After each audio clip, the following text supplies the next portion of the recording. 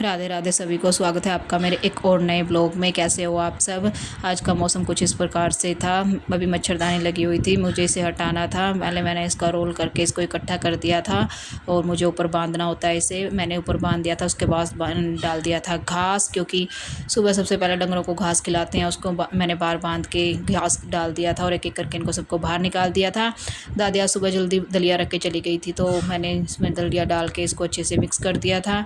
उसके बाद मुझे करनी थी ये साफ़ सफाई। उसके बाद मैंने सारे साफ़ सफाई करने के बाद अंदर जाके पानी पिया, क्योंकि अभी मुझे निकालना था दूध।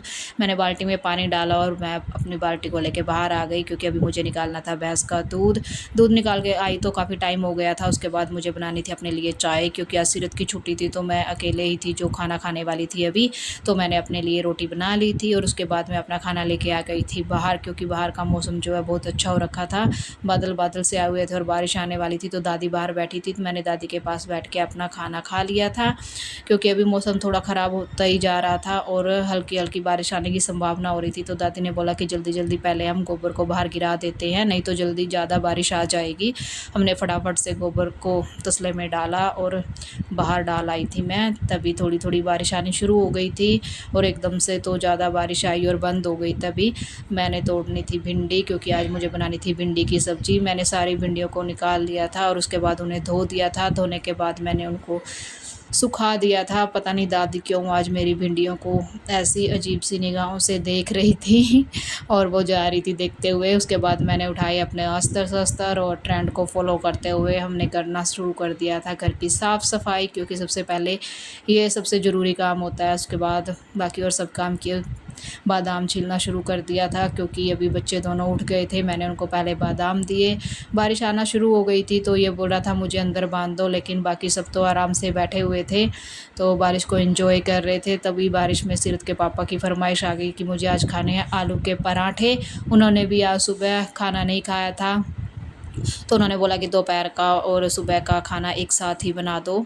तब मैंने आलू रख दिए थे और उसके बाद ये बोल रहे थे कि खुद तो आलू के पराठे खा रहे हैं, हमें भी कुछ खिला दो। तो मैंने इनको अंदर बांधना शुरू कर दिया था, क्योंकि अभी ये अंदर ही जाके अपने घास खाएंगे। तो फटाफट से मैंने इनको एक एक करके अंदर बांध दिया था और घास डाल दिया था।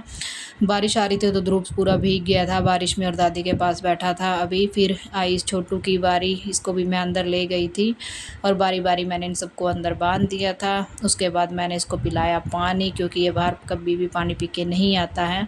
उसके बाद मुझे करनी थी बाहर की साफ़ सफाई, क्योंकि बारिश हो रही थी तो फिर बहुत ज़्यादा फैल जाता है ये।